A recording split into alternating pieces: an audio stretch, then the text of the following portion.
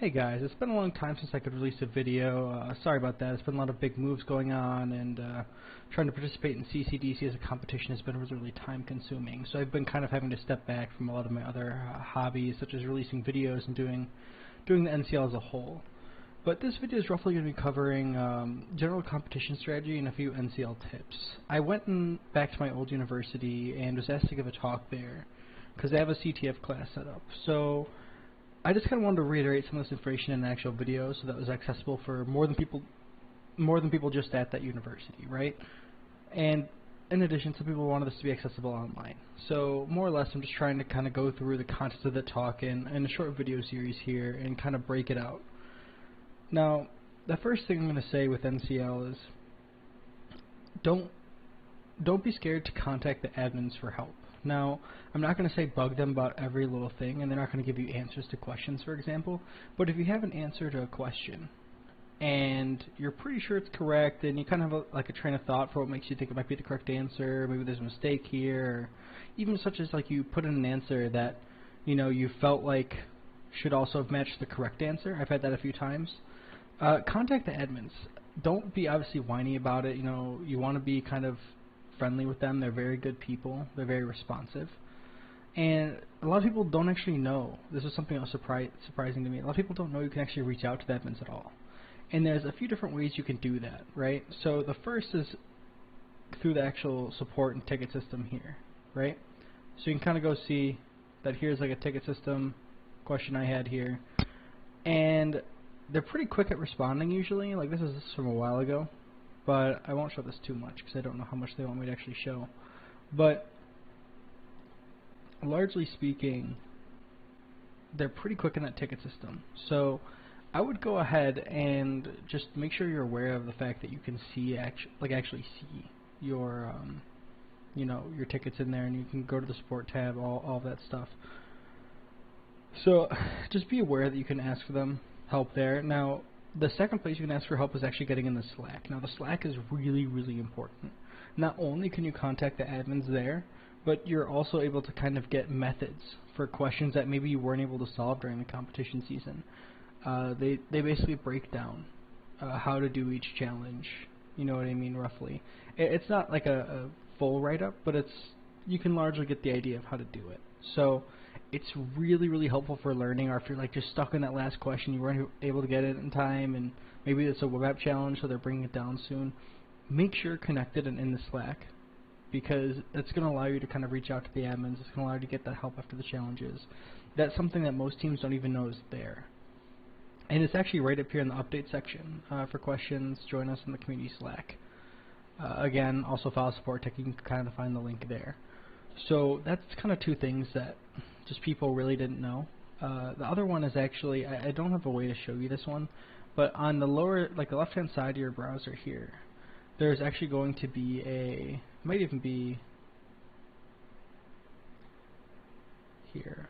Yeah, so you can see here there's like a history for challenges, right? And I don't think they'll care about me showing this one challenge. Normally I wouldn't. But I might just edit that out, block that out down here. But you can kind of see there's a submission history. So this will actually let you know, what was submitted. So for example, what TCP port does HTTP service operate on? It's pretty standard one. So now I'll go, you correctly answer this question. It'll also show incorrect questions. So that's something else that's really helpful, especially during the team game when you don't know what's already been submitted or tried. If you're not tracking that in some other program, this is something that's going to be very, very helpful. In addition, there's these other sections. I think this is a hint of feedback. So feedback's important, if you can give that. There's also the hint section here. They don't have any available for this. Generally speaking, I almost never use them. I wouldn't recommend using them. They've really seemed like a waste for me because they take up points. And points are really important, obviously. So a lot of people also don't really spend too much time thinking about it, and I'll go into points and general competition strategy in a little bit here. But it's generally pretty important to kind of not waste your time on hints. They're kind of still working out the program for that. But yeah, so with that being said, I also want to cover some of the general competition strategy, mainly for the team game, but a lot of it also applies to the individual game as well. Number one, don't spend too much time in the hard challenges. I generally use the first day or two to just go through all the easy and medium challenges, double check everything, make sure you have very few like human errors, and kind of verify your answers, right? The last day is almost always for sitting down as a group, or if it's an individual season by yourself, and grinding out those hard challenges. You might be stuck on one question for the hard challenge. But if you're stuck on like an individual question, I really wouldn't spend too much time the first 2 days really throwing yourself at it. For me, I would kind of go through until you get stuck in a section. Basically until you've gone through every question. You do the ones that you don't get stuck on first, and then you come back to the harder ones maybe a day later with a fresh point of view, fresh eyes, or even other people if you're on the team. You can kind of sit down and kind of get a fresh perspective there. That saved me a lot of time personally. Also a lot of frustration. A lot of people kind of get worn out for like network traffic analysis and stuff like that. The other thing is all questions should be double or triple checked to avoid simple errors. Like before you submit something, just stop, take a second, read it again. I can't tell you how many times I've made this mistake. It's really easy to do when you're in the middle of the competition. You're going through all the easy challenges and you're just like, oh my god, what's the port for HTTP? What's the port for HTTPS? Just typing it in, you just hit enter right away. You don't check for typos and stuff like that. Like you always be kicking yourself because you just dropped accuracy on something so simple. Just again, try to have them double checked. Now, the other thing I kind of alluded to this earlier, accuracy is only a tiebreaker. So don't worry too much about tanking your accuracy if you don't think you'll have 100% completion. Points are king. That's why using hints really isn't good, because it costs points overall. So that means even if you use a hint but then get all the challenges, as long as someone else also gets all the challenges, it's impossible for you to take first, for example. So if you're actually trying to go for the win, that's the case where you're really going to value accuracy, because if you can get 100% accuracy, 100% completion with a somewhat decent time, like you're almost guaranteed to be first. Very few teams have gotten 100% accuracy, 100% completion. I don't think I've ever actually seen it done. But yeah, that's the only real case where accuracy is that important. So I've had times where I think the one team I hosted and coached for and kind of led, we took I think 7th overall, and our accuracy was like 50% because not enough teams actually got a high enough completion. And a lot of those final submissions were being more aggressive with our guesses, and while we're not really sure it could be these two options, we're having a hard time verifying it, so let's try both of them, because you have kind of that limited number of submissions, right? So don't be scared to kind of tank your accuracy a little bit. Now, I wouldn't just say try to brute forcing and stuff like that. It's not going to work. One, it's just hard to guess accurately, and two, you're limited to 5 guesses, I think, per question or something like that. There's like usually a total in there. So yeah, just don't be too scared to tank your accuracy. I wouldn't go for like a brute force approach or anything like that. Now, the way we did it from the team perspective when we took 7th place, it was largely we took a team of people we had 3 experienced people who were like relatively technical, graduate students, pretty high level, and then we had like a team that was mostly beginners, like incoming freshmen. They haven't really had any classes yet. They really didn't know a whole lot. And that's okay. They really wanted to learn. And what we did for our approach there, if you have a team that's largely new, for your team practice, spend a lot of time like assigning a primary and secondary category to each person. So ask for what they're interested in. If you have someone who's into crypto, have them do crypto and maybe password cracking, right? And get really, really good at those challenges. Because the more people you have who can do the easy and medium challenges, that's the more time you can dedicate to doing the hard challenges. Because that, to me, in the team game, has largely seemed like what the bottleneck was. It was mostly about how much time you can sink into these hard questions to get the final answers. And that's why most teams, if they do get 100% completion, don't get 100% accuracy because they have to be so aggressive with guessing. Or they get a really high accuracy, but their completion isn't quite there just because they took their time, right? So it's all about kind of balancing that. Now, the goal is, again, like I said, to have people that can solve medium-tier challenges, ideally some hard ones, but don't like force them into that area, right? You want them to get like a good general broad understanding. But if you're trying to really kind of go for placement, that's kind of how I would do it. That being said, the large benefit of NCL for me has never really been competitive. Like, place hasn't been that important to me. It's largely more about how are people learning, how are people developing. Because if you spend your time and you do it a few seasons and you really dedicate to learning, you're going to do well in the later seasons. That's just generally kind of how it works out, right? Now, there's kind of the other aspect of this, and this is more for longevity if you have a student organization or maybe a security team you're trying to lead, or even just if you want to practice the challenges later. Now, that for that I recommend, and this is kind of for like general competition in general, like just general competition strategy. You know, you go through and you create a spreadsheet. Here's my template that I have, and for me, you know, everyone is assigned 2 categories, and basically we divided up each category and they had to fill out each section, right? So it splits up the work, makes it a lot easier, and even for the individual season I really recommend doing this. You more or less, you know, you have the challenge category, so it might be wireless security, right? And then it might be cracking 1, easy. So section notes, here's a description of the challenge and the thing. The wireless network was hacked, see if you can figure out what happened. Then you have your questions, right? Let's say I was going through this and doing the challenge. The way that this would largely work, sorry, I'm just going to fix this because it's bothering me a little bit. You know, me as the first person, like the primary person on wireless security, let's say the channel was 2. Let's say the SSID was 27. Obviously, it never could be an SSID, but that's besides the point. MAC address 00. I'm not going to take the time to do that. Let's say a 00 something. Yada yada. Right. So I have my answers here. I'm the first person to go through it. I just kind of continue on, go through, do all this. I don't submit these answers right away if it's a team game. Then we'd have the secondary person come in, say, oh yeah, here, what channel are they on? Oh yeah, it was definitely 2. What's the SSID? Oh, 27, it couldn't possibly be 27, that's not correct. And then puts in the correct value here, right? Then basically if the answers would line up, so we had 2 people who had separately have done the same challenge, got the same answer, and it made sense, then we would maybe consider submitting the answer then, right? It seems like it's kind of a lot of redundancy. That being said, it really doesn't take that much time as long as everyone's kind of doing it already. Now, let's say they didn't match, you might kind of sit down and talk about it, you know, where is a disagreement, who, like, for example, we might ask the first individual, you know, what was your thought process for doing this? And then we ask the second person, you know, what was your thought process, how'd you get there?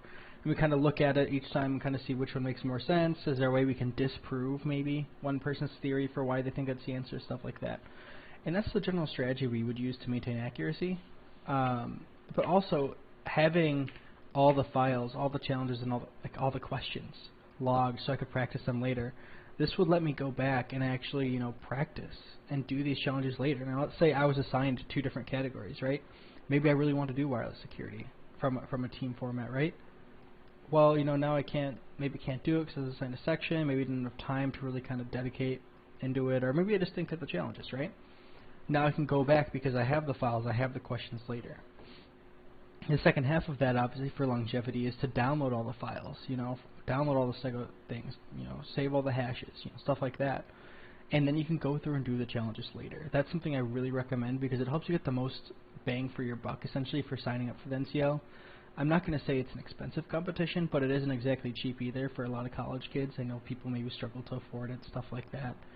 So, you know, I just really recommend doing stuff like this, where even though it seems like a pain, it's a lot of work. You know, script it if you have to. I don't really care what you do, but I really, really recommend just tracking stuff in a spreadsheet, have people go through it. It really kind of saves time here. The other thing is, and it kind of feels like a waste even when I have to say this, but if you have multiple teams, don't cheat. Make sure you do like a good job at kind of keeping your UIDs and your flag values away from the other team and stuff like that. The thing is they will know if you're cheating. Like stuff like that. If you use the same flag as somebody else, you're going to get caught cheating. Like 9 times out of 10. Your UID is the same thing, or I think it's TID is what they call it. Keep that kind of private. Don't, you know, try to avoid posting that UID anywhere because that would let teams kind of see your flags, your answers, and, you know, make it look like you're maybe cheating with them, stuff like that. Again, it's pretty unlikely, but the big thing is you're just cheating yourself. You know, really, you're just that's all it is. You know, NCL's competitive for sure, and having the leaderboard and the high ranking is awesome. But if you're not getting anything out of it, it's just going to come back to bite you later. So they do actually check. They do have pretty good ways to kind of catch people who are cheating, stuff like that. I know one university got banned and a letter sent to their dean or not banned, I don't think they're permanently banned, but a letter got sent to their dean, basically, because a team had 2 separate rosters, and they were, one roster had, 80% completion, like 100% or like 60% accuracy. Now, after they'd fill out a question, oh hey, you noticed the team B would jump up, and they were at 80% completion, 100% accuracy. The way it was working was they were doing all the questions on one team and just using them the second one, and like stuff like that is obvious. They're going to catch you doing it. I've seen a few teams attempt it in years past, and I've pretty much always seen them drop from the scoreboard. Or at least where it's like kind of suspicious. I was like, oh, I wonder what they're doing there, because you kind of like notice. And sure enough, they're just kind of removed from the scoreboard later on. So yeah, I mean, I would just say don't cheat. This is the general advice I can give you. Now, the other thing is as well, if you really enjoyed the individual game, maybe you couldn't save the challenges in the past, or you want to kind of keep practicing before the next season, you should really check out Cyberskyline Professional. Now, they kind of do this as a way to, sorry about that, switching windows here. They do that as a way to sort of just provide year-round access to individuals. It's not really a way that they make a large amount of money, like it's not like what their goal is here. But the nice part is it kind of gives you access to a library of challenges that have been used in the past and lets you get year-round practice, right? So having that around and kind of being able to use that as practice also really helps. It's kind of like having a year-round gym in a way.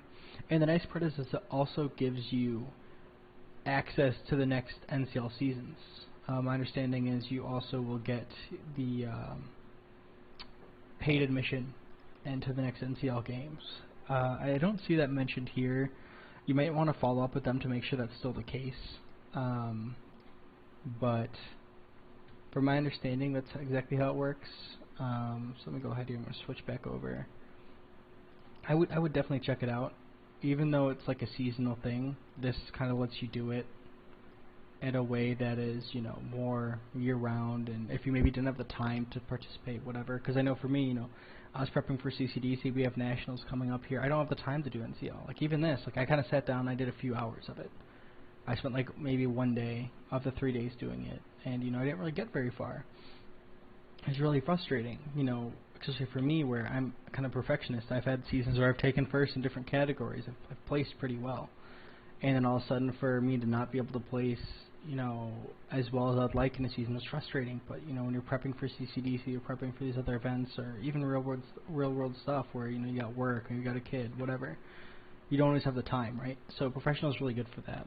And just kind of a preview of kind of what it has here. Like for example, web app is something that a lot of people really want to practice, but they can't because they don't always keep the web applications up. Here you go. There's 11 challenges to that right here. Numeration exploitation, that's 13 challenges, 24 questions. Like, those are some of the hardest categories, and having just extra practice is really, really nice. Now, I will say, unlike the gym in the past, there isn't actually a write-up for these, and that's going to be part of what my other video series is. The rest of the series will be, and I don't really think I can necessarily release them publicly, or if I can, I can't release the files with them, obviously. But more or less, it's going to be along the lines of going through doing these challenges and kind of recording and releasing them to individuals who own professional. I'm just kind of doing it because I enjoy making the videos. I have a little bit of time now due to recent events, so that's going to be kind of where the plan is. And there's a professionals channel for write-up, stuff like that. So if you want to tune into that in the future, definitely pick a professional. I'd recommend it. I haven't actually started it yet, obviously.